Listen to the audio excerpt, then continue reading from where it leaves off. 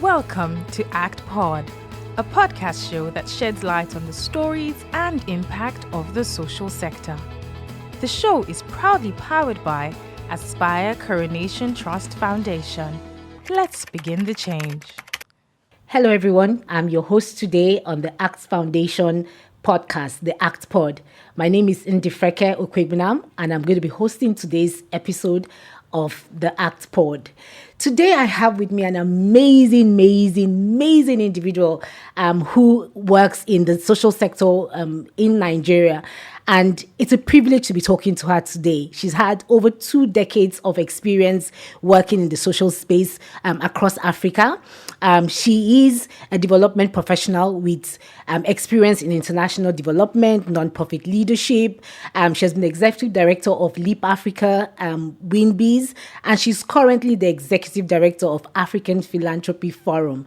We're going to be talking to Mosun Layode today about her experiences in the social space, and you're going to have an amazing time listening to her. So please stay tuned. Thank you so much, Mosun, for making the time to be with us today. We're excited to have you here. Thank you, Ndifreke, for that amazing intro. Super excited to be here. Thank you. So we'll just go right into it, and this is a conversation that I think it's important for us in the sector to talk about. But before we go into the main meat of this conversation, tell us why you got into the social sector. How did you get into this space? How did you begin to work in the nonprofit space? So interestingly, I became interested in the development sector in my 300 level in college. I studied urban and regional planning, and in that third year, we had a course on sustainable development. It was a very new concept at that time, and we were learning how to live our lives and work with people, work with communities, and in a way that would all leave the world a better place for those who are coming after us. And I was just fascinated, and I thought, which space is this? Where can I do this? This is what I want to do. Mm-hmm. This is what I want to give my life to. And so once I got out of college, I wasn't looking for work in a bank or company, telecoms. Those were the big ones at that time. And there was also consulting. I was just telling everybody, I want to work with an NGO. Please hook me up with an NGO. And so that's how I started out in this space. Amazing. Mosun, you're one of the few. A lot of people you hear stumbled into this space, and once they found it, we all stayed and continue to do this work and add value as we have seen. So let's talk about African philanthropy. We are featuring the African Philanthropy Forum today and looking at the work that they've done across Africa and how they are fostering Africa's prosperity. So tell us a bit about African Philanthropy Forum and some of the work that you have been doing.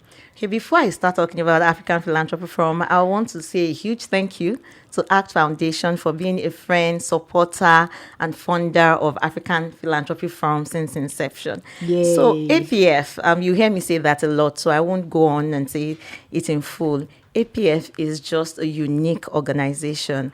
Unique in the sense that we're African Philanthropy Forum, but we were not established by Africans. We were actually established by the Global Philanthropy Forum in San Francisco. So the Global Philanthropy Forum brings philanthropists that are interested in global causes together, to see how they can improve conditions of people across the world. And more Africans were coming to the Global Philanthropy Forum, and they saw that it was time to set up or replicate something like the Global Philanthropy Forum in Africa. So African Philanthropy Forum was established in 2014 and incubated by the Global Philanthropy Forum. But it was weird because they were Americans implementing programs in Africa, and they would come all the way from San Francisco to host programs in Africa, which didn't, the optics weren't right, even though Africans were already involved.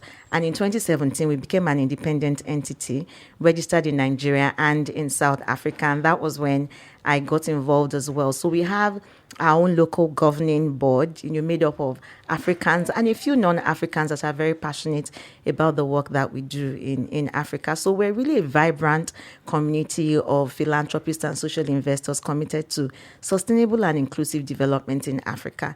APF is about development for Africans by Africans, and because we know that there is a lot of wealth on the African continent. True. And it's important that we harness that wealth and we begin to work with Africans so that we can move the needle on development in Africa, as opposed to waiting for the global north to direct what is being done. Yes, we welcome the support from the global north, but then they can't, as Africans, we have to put our money where our mouth is, and we have to take ownership and leadership of our own development and not let someone else dictate how Africa should grow or develop. Very true. Very true. What you've said is so important. And that will just lead me to my next questions. Because when we think about it, when people say philanthropy, a lot of times our thinking is around the wealthy are the ones that should give, that the ones that the big businesses, the people who have made so much money. When people say philanthropy, think just giving back. We know it's a bit more than that, right? So what would you say about the history of giving on the continent, right? And what does that look like right now when you think of the entire landscape of giving, right? What does that look like now? Right. So I'm going to be preaching to the choir here because we are givers in Africa. I always say it. The first thing I say when I'm abroad is we are givers in Africa, because we don't document our giving, others do it better than we do. So we always have to step forward and be in front of that narrative. We're a communal society. We give, we rally around each other. When there is, when someone has a baby, we support the person. When someone is getting married, somebody dies, somebody loses their job, someone is ill, we always come together. We are always there for one another. So giving is not new to us on the African continent. What is new is the concept of strategic philanthropy, where we are deliberate about our giving, we are measuring impact, we are telling our stories. We can see that this is how best to do things, this is how we are evolving, this is how to collaborate, this is how to pool resources and not do things alone. So Africa, in terms of strategic philanthropy, is really evolving and doing great. We're seeing a lot of individuals setting up foundations. We're seeing family members or families setting up foundations as legacies. People come to us and say, oh, our parents have passed on. We want to immortalize them. We want to continue the good work that they were doing. We're seeing that happen. And we're also seeing a lot of corporate foundations come up. So initially we used to see big corporate organizations have CSR departments, but we're now seeing them setting up foundations, because they understand the importance of a different entity that really is managing that aspect of their work, and they're very strategic about it. They are not just setting up foundations that is doing charity work, giving generators, doing eye tests, those sort of things. They are tying it to their own vision or mission of the corporate organization, so that what they're doing on the corporate side is actually aligning with what they're doing on the development side. So they're improving the entire ecosystem and the communities around them. So it's really exciting to see how African philanthropy is growing, and the fact that there is also a thirst for collaboration, because that's something we struggle with at APF. We see that we work a lot in silos. Everyone is doing their own work, but the problems are huge, and we need to come together so that we can pool resources.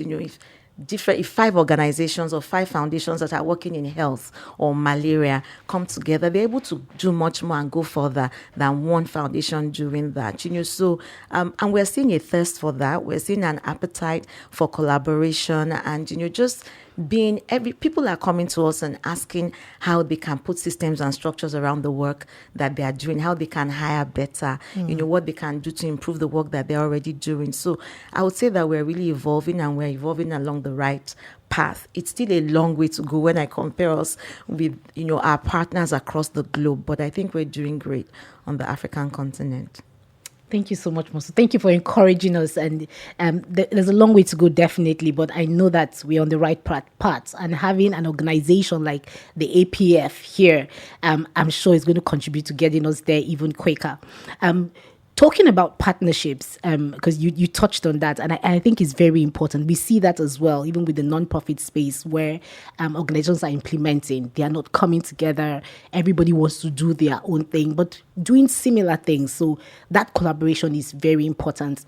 There's something that the APF particularly does when it comes to helping build that sort of relationship, something about a matchmaking service or something that you do? Because I'm thinking about anybody watching this, saying, how do I do this with APF? I want to partner, but what do I do, right? What do you already do in that? So it's in the APF community, you see that people are working around specific issues. That some things are common across board. Health is common, education is common, youth development, youth engagement and employment. Those are the very popular areas that people work in, women and girls. So we don't see, as I was saying earlier, when people are working in silos, it's important to put them in touch with each other, to say, ACT is working in this area. Yeah. Have you thought about this? So interestingly, I was in Abuja a few months ago, and I went to visit one of our members. APF has a membership structure as well. We do all this work, but we have people that are actually members of APF, like ACT Foundation is. And I went to visit our members that were in Abuja. And while we're having a conversation, and I found out that they were doing something around Kainji, I said, do you know this other foundation is working in that area? And it was like, no way. They were both working together on the corporate end, so they both run corporate entities, but they have foundations. They work together as corporates, but they were not even connected at all on the development side and the foundation work that they were doing. Right there and then, we placed calls, they fixed meetings, and they said, we have to work together in Kainji. We have to do more together up north. So that's what we do. We connect those that are working in the same space together. And it's not necessarily foundation to foundation. It can be foundation to a non-profit, because collaboration is not necessarily working, philanthropists are sticking together as philanthropists. It's an ecosystem. And that's why systems change is also it's an important concept that we're talking about these days, because we're looking at socializing members of our community, to the concept of resolving root causes as opposed to solving symptoms, which is what we really do. And if we're going to resolve root causes, we have to look at the whole ecosystem and value chain of what the issue is. How are people affected along the line? Who are the people that are affected by this issue? All of them have to be together around the table. So that's how we do our matchmaking. We look at those that are doing similar work. Those sometimes they're not even thinking this person could be relevant to the work that I'm doing. And so we bring those people, we bring it to the forefront. And that's also what our events do, especially our conference. We are largely known for our conference, and I can say it's the best philanthropic community or gathering on the African continent, because that's where you see all those that are doing great work come together. And so at those meetings, it is a fantastic meeting point for people that are doing interesting work to get together and see how they can work and pool resources. Thank you so much, Mosun. We need those connections. We need that opportunity to network so that we can build stronger relationships and stronger partnerships to definitely improve the continent. And just talking about moving from philanthropy. So let's talk about those that receive philanthropy. When you look at those that receive philanthropy, what is that relationship typically like from your experience working with the philanthropic end? Because, sometimes the non-profits or the NGOs that are receiving funds have something to say about those that are giving funds. Let's hear from you, from the side that you work with these people, right? And so what is that relationship like, and how can we improve on it? So I'm the best person to answer that question because I straddle both sides. So I'm still running a non-profit, but because I work with philanthropists, a lot of people group me in meetings. They put me with funders. But I've been in the development space for so many years, and I've been running non-profits, and I know what it takes to run a non-profit. I know the challenges of fundraising. I know the commitment that non-profit leaders have to delivering results and impact and reporting. And now, working closely with funders, I know how passionate they are about the projects that they fund, and how much they want their grantees and beneficiaries to succeed. So at I think about 3 conferences ago, we actually had a nuts and bolts sessions, which was what NGOs want the donors to know. And it was a hot session. I can imagine. And it was good because it was a safe space for them to share. No judgment. You just put everything aside. And, the NGOs were very honest about what they would like donors to know. And the donors were able to tell them what their challenges or constraints are. The beauty of it is, well, we all want to do the same thing. What do we want? We want development. We want to move development needs. We want to achieve the SDGs. We want our communities to be better. We want to lift people out of poverty. We want education indices to improve. We want girls to go to school and, become financially sustainable. So we're all looking for the same thing. It's just that some people are funding and some people are implementing. Yeah. Right. So it was interesting in the sense that they were able to understand where everyone is coming from. And what I do know is that funders these days they're not just willing to write checks and stay back. Yeah. They want to be part of the process, so they want to be part of, what's going on ground. And so NGOs also have to involve them in what they are doing, at their events, at not just events, even the community work itself, and keeping them informed, keeping them abreast, and being transparent. So many years ago, I got a call from someone who I don't even know, like by the time I was done, he probably wished he didn't call me because he said something about, you work with an NGO, that's a pretty fraudulent space to be in or something like that. And, wow. So I'm like, excuse me, there's a lot. First, you need to acknowledge us for the amazing work that nonprofits are doing across the country. And there are lots of ethical, in every space, there are unethical people. True. In the banking sector, there are unethical practices. Very in true. Health, everywhere, Yeah. So you can't single out one community because we are receiving donations from funders. You think we are mismanaging. They will say you are an NGI, or they will say Labango, Lagos-based NGOs. There are all sorts of negative connotations out there for nonprofits, but it breaks my heart because nonprofits are breaking their back. They are doing, when funders pull back funds, you still have to keep going. True. You can't desert your community. So and I'm saying this because it's also important for nonprofits to maintain a certain standard, ensure that we have systems and structures, we have our audits done, we're transparent with what we're doing, with not just with donors, with stakeholders and those, and even our beneficiaries, because we should not treat our beneficiaries like, they are beneficiaries. We owe them. We are responsible for the funds that have been given, and we are accountable to them as well. So you're accountable to donors, you're accountable to beneficiaries. Very true, very true. I'm just thinking about what you've said and looking at COVID. When COVID hit, a lot of the international organizations, right, had to go back to their base. They couldn't stay and continue the work. But NGOs had to step up. With or without funding, they had to step up because the whole world was unsettled. Everybody was trying to find a solution for their own country and their own community. We had to step up as Africans to solve our problems. And that's a typical way of just saying that this solution, we have to do it together, right? They're definitely bad eggs. And this across all sectors, all countries, all communities.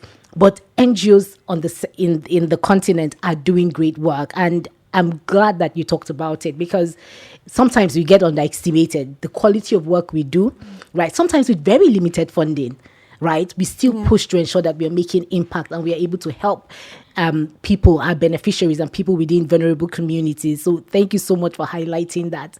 So let's talk about impacts, your impact stories. Let's talk from the work APF has done, from connecting people, from just being here since 2014. Can you share one or two impact stories that our audience can learn from? I'm going to do that, but I want to touch on something you just said because Please. It's important regarding COVID and how nonprofits and Africans stepped up. COVID was a mixed blessing because, sad things happened, but a lot of good things came out of it, and it was a learning experience for us. I have never been prouder to be an African than I was during. Statistics show that we tripled our giving in Africa in 2020. Interesting. We did. We did. There are figures to prove it, and that was just amazing. And it's important that we keep that momentum going. We shouldn't leave it for emergencies only. We have to continue on that track. And, NGOs just really, we know how to stretch. Yes. We know how to leverage in-kind donations, goodwill, all of that. And Africans, everybody gave. It was just amazing. So moving on to the question on impact. Over the years, we have across the continent and across the world, because we do have people that work with us that are not necessarily Africans, but they are working in Africa. We've impacted over 2,500 stakeholders in the philanthropic community and improved systems and structures around giving, and partnerships and collaborations, as I said. And we're in for over 14 African countries. I would say physically we footsteps in 14 African countries, but with going virtual, I'm sure we're in many more countries than in 14 countries across Africa. And in all these countries, we have those who didn't even know, who were clueless about what to do, putting systems and structures around their giving, hiring staff, making donations, recording, their giving, tracking their giving, tracking their impact, which is very, very interesting. And I think for me, the beauty of it for APF is really fostering and enabling and facilitating collaborations. Because to be honest, everybody was doing something before, but the fact that they're able to collaborate and come together, and we're able to put people in touch with each other and they can work together as a result of our coming together, I think has been the greatest impact of it all. And also not just knowledge sharing in the space. We have 2 toolkits that we have developed that are downloadable on our website. And these toolkits we didn't just wake up and decide what we wanted to put in the toolkit. It was based on survey feedback that we got from surveys from members of our community. What do you want us to write about? Which areas are you struggling with? So it covers, I would say it's like philanthropy for dummies, if you put it that way. It goes to how to set up a foundation. If you should even set up a foundation, maybe you should be collaborating. Yeah. Maybe you should be giving grants as opposed to setting up an operating foundation, how to tell your story, which is really important. We really don't tell our stories. That's another thing I've learned working across Africa. There are some cultures that don't believe in sharing what they've done.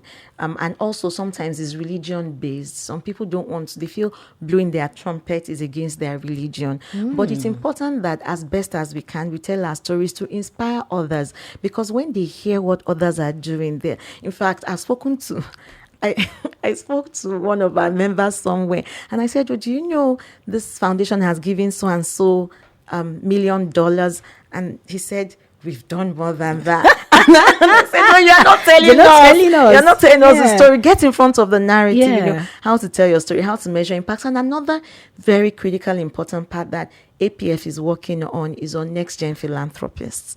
Because a lot of the philanthropists in Africa are more like first generation wealth holders. The very wealthy Africans are first and some second generation, but a lot of the philanthropists in our network, their children are just coming of age. And some of them may not be interested in philanthropy. Some of them are interested, but they think their parents are old school. So they want to do philanthropy in a different way. They're talking about impact investment. They're talking about being more hands-on, democratizing philanthropy. So there are so many things that the next generation are looking at. So we're constantly working and talking about that space as well. So our toolkit covers all of that, even ethics in philanthropy and being transparent. That's another thing. So the NGOs, we're talking about the NGOs say, okay, the philanthropists want us to be transparent. Are they transparent? How about their annual reports? Yes. What are they giving? Who are they giving? Because it also helps them when they are writing their proposals, when they know exactly what the focus is and how much they are giving in a space. So our toolkits cover all of that. We recently launched a new platform, which is StartPoint. And StartPoint is really designed to create connections between donors and NGOs, because last year we launched a report that we published in partnership with Britspan, which showed that only 14% of funding by international donors get to local NGOs, and only 9% of funding by large givers in Africa get to local NGOs. The rest go to government and international NGOs, which is not right. It is not fair. We need to give funds, put funds in the hands of those that are really doing the work and are in the community. So we launched Start Point to remove those middlemen. You know, what is government doing there? What are international NGOs doing? That's another thing I've learned in this space. When I started working in this space, I realized that a lot of money comes into Africa for Africa, and then about 80% goes out of Africa and 20% remains here. You will not believe it. A lot of those that want to partner with members of our community are international NGOs. Whoa. You know, so it's important that we give visibility to NGOs that typically would not be visible. There are some blue chip NGOs that always get funding. Yeah. And we know them. We know them. But there are some that are doing great work. But because they are not telling their stories, Yeah. they are not putting themselves forward, they just don't have access. We need to give them that access. And that's what we're doing with Start Point. So that's another matchmaking platform we have. But in this case, it is matchmaking NGOs and philanthropists and funders to unlock funding. That was going to be my next question. So I'm happy that we talked about Start Point, because I know that platform is going to be so beneficial to the sector. It's going to open up opportunities that and I hope we can publicize more of it, so more NGOs can see what it's like. More NGOs can register to be part of it, because I think they need to register. Can you tell us how they can come on board? Because I know you already have philanthropy, but from both ends, how can they come on board on Start Point? So all they need to do is go to the platform. It is startpointafrica.org, and there is a login for non-profits there's a login for non-profits, there's a login for funders, you know, so they should just log in and fill the form that we use to vet. What we really need, again, that platform is for credible NGOs. Sure. You know, Good. because so what donors say is that they want to fund, but they are struggling to find credible non-profits, and we say there are lots of them. They're there. We know them, they are there. So what we need the organizations to have been in existence for at least 3 years, because that way they've done something, they have something to show. Would like to see their incorporation documents, you know, just the basic things. And so we track all those, or not track, we check that out, and then we invite them to get on the platform to upload all the information that is required: their mission, their vision, their impact, pictures, their their board, their team, their financials. And that is not all the information is not open to everybody. There is information that is public facing, which is their impact and where they are registered, what they are doing where. But when it comes to their financials and deeper aspects of the work that they're doing, you have to, those that access the information are donors that have to be already registered on our platform, so they can get more information about them. But it's a public platform, it's public facing, and anybody can go there to put up their information, as long as they are credible. They've been around for at least 3 years, and they're actually doing work, because we ask questions, we work across Africa. So we're working with networks in all these countries to check the organizations out, that they really exist. Yes, and they do what they say they're doing. Yes, because we've gone to, and that's another thing. When we go for these international conferences, people will say, some American will tell me they are funding something in Maiduguri. And, you know, by the time you check them out, you're like, you know, so we just want to be sure that we're putting our best foot forward. Yeah. And to also erase all these fears and worries about NGOs that they think will go away with their funding, we have to put forth the ones that, and there are many. Yes. There are more good NGOs out there than the ones bad. that are not. Yes. Yeah. So it's really ensuring that we put the best of Africa on that platform. Thank you so much, Mosun. Thank you so much because just thinking about it and thinking about our work at ACTS, we look at for those small NGOs that may never have gotten funding before, but now we have the opportunity to fund them and help them build so that bigger organizations can find them and see the quality of work that they are doing. Yes. It's a lot of work, but at the end of the day, we have found amazing non-profits that are doing great work have just not gotten the right support. And well done for doing that, because somebody has to take a chance on them. NGOs are not ready-made. So the Leap Africa, the Faith Foundation, the WIMBIZ, all these big ones that people gravitate towards. It was a lot of work to get there, and somebody took a chance on them in the early years. True. So it's great work that ACT Foundation is doing, that you're really looking, because I know how hard you work. I've been to some of the events where there are NGOs like you've never heard of, and they travel and come to Lagos, and these people really appreciate you give them what you think is like startup funding, and the gratitude and what they do with it, and the impact. what they do with it, the impact, how they stretch it, and you are encouraged and you are able to give them more. And another thing I love that you're doing, and it's important to put out there for other foundations and even other non-profits, is you connect your beneficiaries to other donors, because you're always reaching out to me, sometimes, and you blow the trumpet of your beneficiaries, and you're always looking for others that can give to them, which is fantastic. And that is how we'll move forward in this space. We have to work together. We're not competitors, we are collaborators. I'm a firm believer in collaborating, because we cannot solve all these problems where there are too many, and we have to work together to get it done. Beautiful, Mosun. Thank you so much. Thank you for taking time to talk to us today and telling us about APF.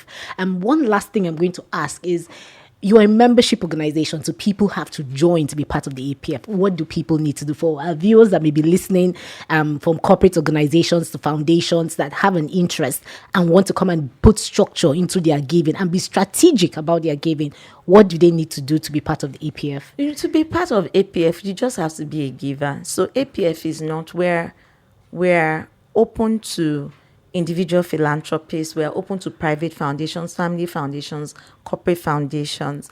And so it's not, I get asked a lot, if I'm an NGO, can I join APF? No, because it's a platform for those who are actually giving in that space, not necessarily grant makers. You don't have to be a grant maker, because there are lots of people that are funding their own work, right? And the reason it's close to that target audience is because they are like-minded, they are doing similar things, and they want to learn from each other, and they like their safe space. So if you go to our website, africanpf.org, we have our membership corner where you can download our membership pack or view our membership pack to read about it and see the different categories. We have an entry level, which is associate membership, because we know that not everybody is established. Some people are just getting into that space. And then we have full members, we have premium members, and then we have our corporate members. So anyone that is actively giving, or maybe you are not giving yet, but you want to give, you want to be in that community, you're welcome to join.